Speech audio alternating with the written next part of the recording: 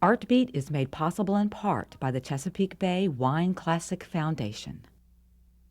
I'm Jeff Lindquist. You know, we try to keep things kind of loose around here to have as much fun as possible. And this is true of the arts as well. They, too, are fun. But the arts can be more than fun. They can convey important ideas. On this edition of ArtBeat, we're going to talk about the fight against repression, the civil rights movement, the struggle for freedom in other parts of the world and other times, and how the Virginia Symphony ties it all together with powerful music. It's coming up now on ArtBeat.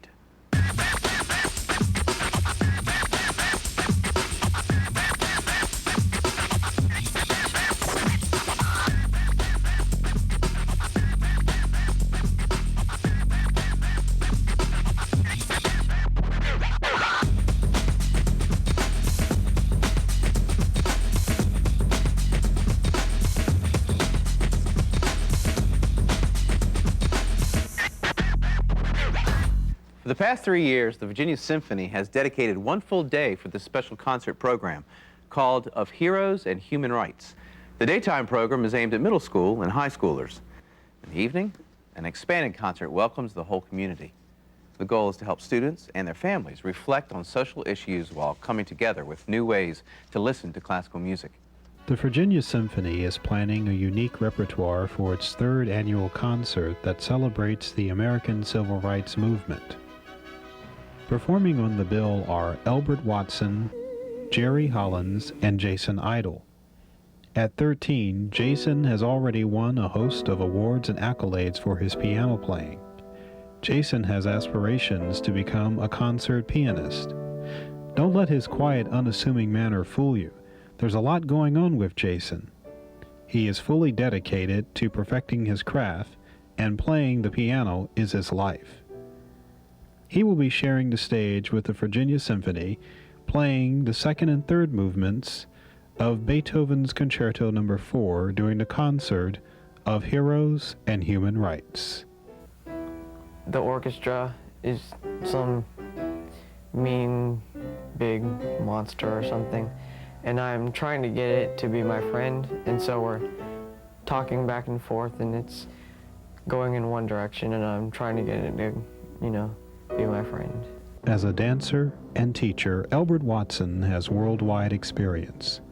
Classically trained, Elbert uses his talents to choreograph a dance movement in remembrance of the 1989 Tiananmen Square massacre to the music of Hilary Tan's The Open Field.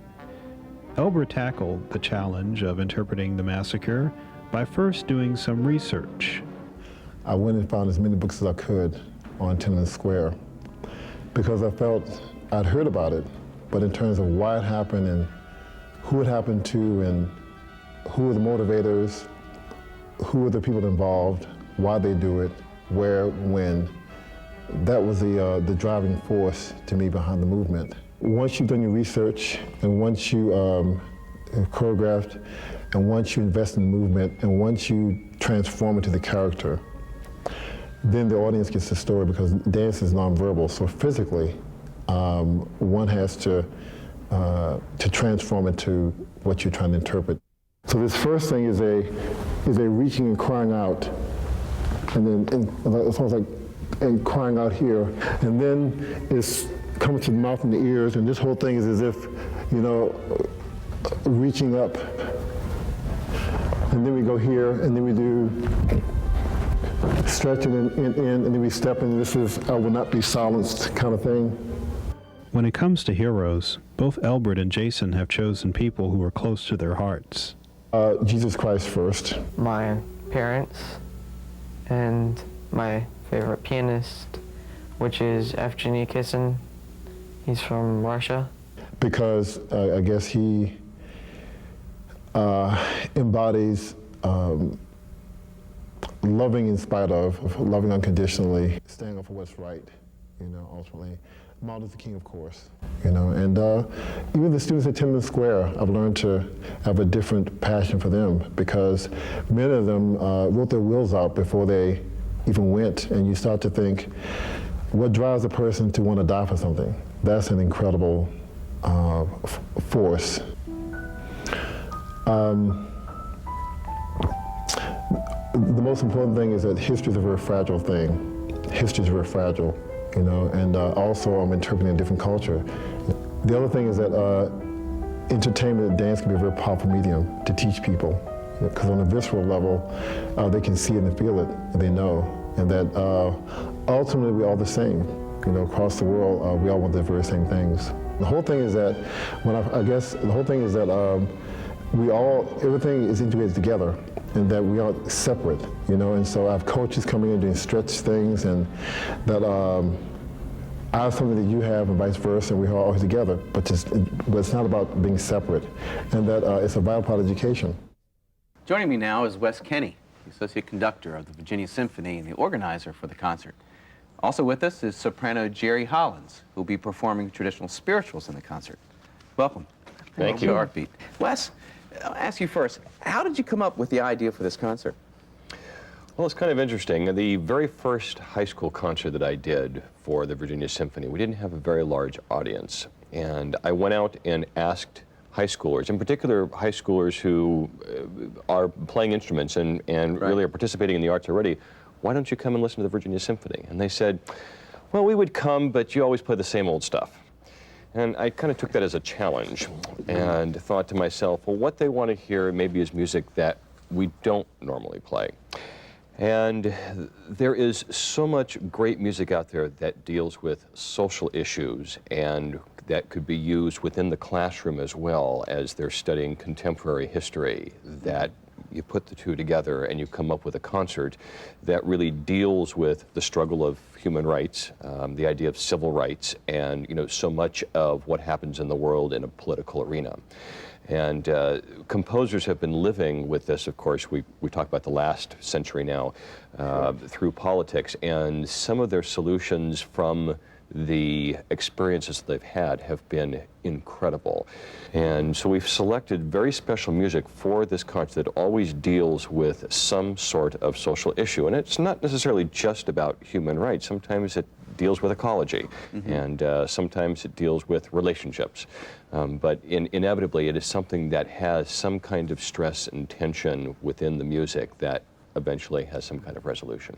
What are some of the, I noted in the program that I saw that there are like different movements in the concert, which is very similar to the movements within classical music. Right. Can you tell me a little bit about those different movements? Well, some of the pieces stand by themselves. For example, our first concert we did a piece called Music of Prague 1968, written by Karel Husa, and it was about the crushing of the Prague Spring and Karel Husa's prediction of what was going to happen in Prague. And amazingly enough, it's exactly what happened 20 years later, as far as the Velvet Revolution.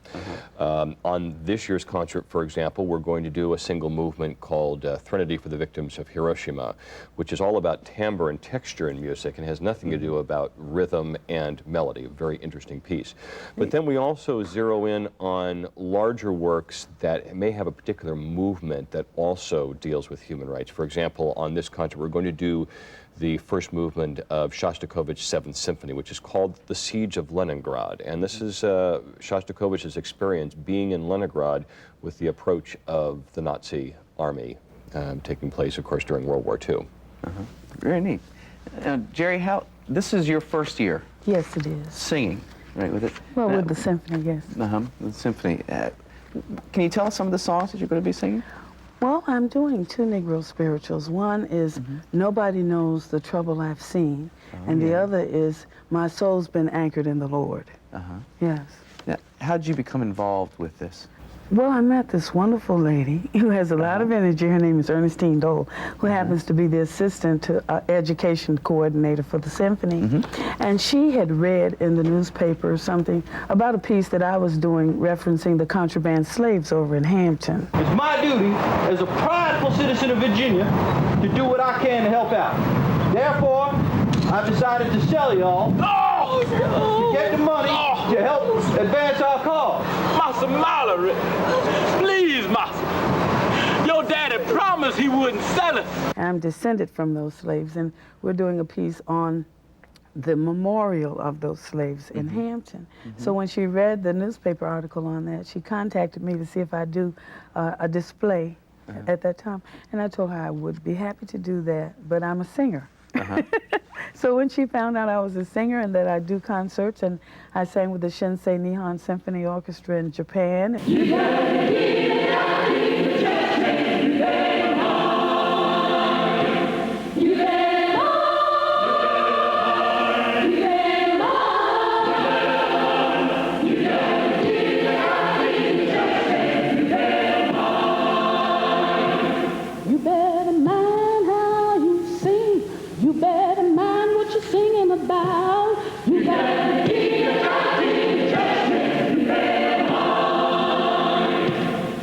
I fly at least once or twice a year to Japan to concertize. She says, oh my, well, I must introduce you to Wes Kenny. So she introduced me to Wes, and I think we kind of got the ball moving. Now, I think a lot of people have heard about, these traditional spirituals, but can you tell us a little bit about the history of it? Well, traditional spirituals came out of early spirituals. The mature spirituals is what we're talking about. And how they evolved. Actually, Fisk University, there was a gentleman there named George L. White, who was the president at the time. He had taken a bunch of former slaves on a tour because they needed to save the school. And they were called the Fisk Jubilee Singers. And this was 1866. Okay. The music that they had sang, and of course it needed to be cultivated. This was the music that they had sang in the fields, and they decided they would take these songs and cultivate them and put actual, a pattern to them that they could sing. So that's where they came, originated. And then George L. White over at Hampton Institute, which was Hampton Normal School at that time, did something very similar in 1871 with the Hampton Singers. And they cultivated the music. Interesting. Now, this is your first year. Wes, how long has this been going on now? This is our third year now doing this kind of a concert, and it's been extremely successful. And I think part of it is because we're doing unusual music that the Virginia Symphony might not normally get a chance to play because it does focus on a particular topic. Some of the other pieces that we're doing also are different in sound, and they're usually something written very recently. Hilary Tenn's The Open Field, for example, is about Tiananmen Square, and that'll be on this concert. And that was written in 1989 when democracy seemed to be breaking out all over the world, and it looked like democracy was about to happen in China, and of course, the rest of history. And she actually chose some interesting themes to go into this piece. For example, the Ode to Joy from the Beethoven Ninth Symphony. It's heard in this because, that was brotherhood of man, and it sounded like that was what was going to happen. And then she also used a little bit of Three Blind Mice, the quote, she cut off the tails with a carving knife because that's essentially what happened to the people in Tiananmen Square. So, here's another unusual piece. We're going to do the Olympic fanfare from the 1984 Olympics, and this was Olympic Games that I actually worked at, and I have to tell you that in listening to this fanfare, it just brings tears to my eye because it was so inspiring. But this, of course, is going in the opposite direction. This is actually, talking about the brotherhood of man and people coming together for a single purpose. It may be competition, but nonetheless, it's good, clean competition where people shake hands afterwards, as opposed to the aggressiveness that happens when nations come to war or politics get involved. But it certainly sounds exciting, not only to see you sing it, but also to hear this wonderful music. I might also add, we explain the music as we go. And I think it's a very important part of this concert, such that, I'm sure I will lean on Jerry, for example, who has visited Japan, for example, to talk a little bit about some of the things that she's seen in the museums, about Hiroshima. So, that's, people will get a sense of where we're going with each of these pieces. Very good. Very good. Well, thank you for being with us here tonight. Our pleasure. Learning about the struggle for justice and the universal quest for freedom has been unique for everyone involved, as we've heard. When we come back, we're going to see how both teachers and students have been inspired by this unforgettable musical experience. Apartheid in Afghanistan. Looking at the world through the tiny squares of my burqa, the shroud stifling the air as I struggle to breathe and take in the life that is denied to me.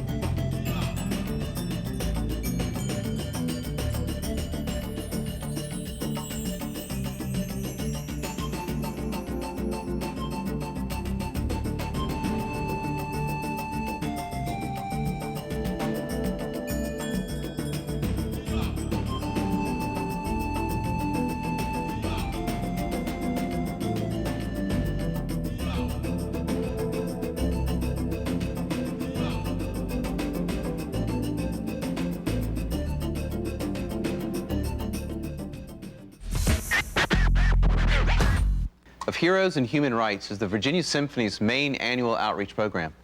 Listen with us now as we hear how inspired students have responded to this unique musical experience in their own words. Tallwood High School is the home of students in a gifted and talented program who are having a unique experience developing prose and poetry that relates to heroes and human rights. Teacher Lisa Walker feels her students show keen insight into heroism and the importance of freedoms we sometimes take for granted. Being that this is part of your history, your heritage, and being the part that this is something that not just people of color should know about, but people of all creeds, races, and kinds. Because with the work of these movements and these causes, and because it has been so strongly felt throughout time that it should just be embodied and embedded in your head. Silhouette, the beginning of a movement, of a cause, first formed in mind and embodied in soul. The picture of a dark time and the essence of a dark people, fighting for freedom, fighting for their lives, fighting for a dying heritage. Therefore, what does it take to save a race that was worth as much as a penny with a hole in it? It only takes one person to choose to climb a mountain of adversity, to knock down a wall of trials and tribulations, and to be the start of a chain, not one of physical bondage, but one of mental prowess. I personally think all of those links in the chain of my people, a proud people, a people who knew what it was like to hurt, to suffer, and to cry. But all in vain our efforts were not, because we have emerged. Lord knows we have emerged. It's often disturbing when you first talk to teenagers about heroes. They'll tell you they don't have any, they don't know any. They're not exactly sure what a hero is, and so part of what we do is explore the nature of heroism. You know, whether a hero is born, or somebody like Winston Churchill, who finished very last in his class, rose to the forefront, found what was within himself to summon up the strength and the courage. My poem is basically about time, once you really break it down, how important time really is, and how we should take advantage of every single moment that God has placed us. What would we ever have done without you, Dr. King? I can think of all the times. We could have loved you instead of been arguing with you. We could have been honoring you and embracing you instead of pushing you away. We could have spent the time enjoying your smile, admiring your style, and accepting of your great ways. We could have been becoming familiar with your teachings and understanding your meanings. If we only could have seen what you were seeing, instead of carrying on with our meaningless chatter. We could have accepted who you were and ended this chase and given you a place within our hearts. Emerson says a hero is a regular person who's braver 5 minutes longer. You know, so if you can get that across to the kids, that they can do something. Dear Mahatma Gandhi, let me begin by introducing myself. My name is Martin Luther King Jr., and I am currently 17 years old living in Pennsylvania. Not a lot of people know that Gandhi was such a great influence, and I wanted to write a letter and let a lot of people know how Martin Luther King felt and what his views were. I've been following your promotion of nonviolence and your campaign since a very young age. I would greatly appreciate you taking the time to answer some of my questions or to give me some advice. For a few years, I have been contemplating the integration of Black Americans into mainstream society. I believe that if each person can put aside the issue of color, that racial equality and mutual respect will be achieved. If the cessation of discrimination in public facilities occurs, then slowly, discrimination with housing, schools, employment, and voting registration will also come to a halt. I have acquired many ideas on ways to end racial discrimination, and it is my goal to someday share these beliefs with everyone. I've learned through studying your campaigns that my voice and opinions need to be heard, and I have been taking public speaking classes to express these opinions to the public. I would really like to hope that someday you will hear from me in more than just letters, and that someday I will make the type of impact on society that you have so nobly made. Sincerely, Martin Luther King Jr. I was thinking a lot of Tiananmen Square and the kids who were shot for, doing their protest about democracy, and to me, it's so tragic to kill these young people who've just started out in the world because they have a different idea from what everybody else thinks. For the young who have died crying freedom, looking into the eyes of tomorrow in a child's sleepy stare, willing the possibility of brotherhood, language of love, sigh of care. We cannot keep harming our future for the innocent ways that they dream, nor spill the blood of our children just for a protest or scheme. How long will it take us to see our children only wish to be free? So cease fire, restrain our harsh hands, listen to what they may shout, for in their chants is a cry for dignity, freedom and peace, not doubt. Take the wings from the bullets, may they not fly and harm our future sleepy-eyed, with hope their only charm. Protect what they say, give their thoughts wings instead. Take those wax wings from our children, dare them to fly near the sun. Arm them with the ability, for without ability, hope is none. Apartheid in Afghanistan. Looking at the world through the tiny squares of my burqa, the shroud stifling the air as I struggle to breathe and take in the life that is denied to me. The black windows that offer no light surround me and remind me of the darkness I have always known. Denied education and the right to work, I am forced to beg on the streets, risking my worthless life for food for my children. Fearing death, yet longing for an end, I am surrounded by a threatening world of brutal lashings and flying bullets that whir past my covered face into the lonely and depressed heart of the woman next to me. For she has defied them, the beasts, the Taliban. She will perish, alone, without any aid to her dying soul, for we have been denied of any services. The only right we have is the right to die, like all the other animals of the world. We are human beings without human rights. We are women in Afghanistan, struggling to live in a world forbidding freedom.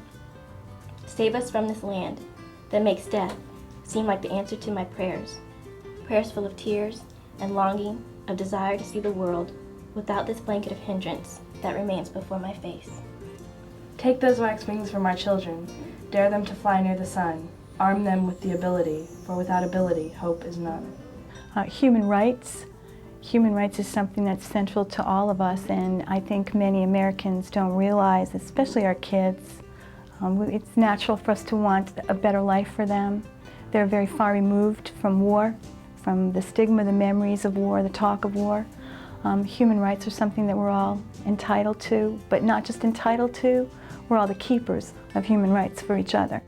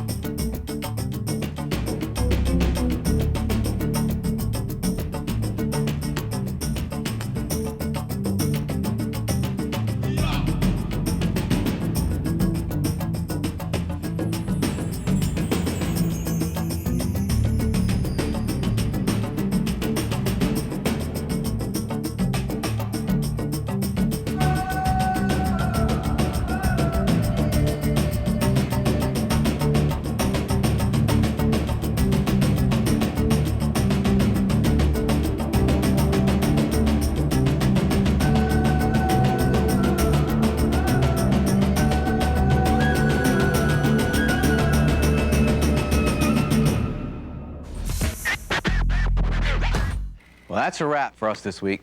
I hope this edition of ArtBeat has helped you understand how musical and civil freedom can connect. I want to thank all of our guests and our performers, too. Next week, we'll raise the curtain on the Virginia Stage Company as they prepare for another performance. So until next time, I'm Jeff Lindquist.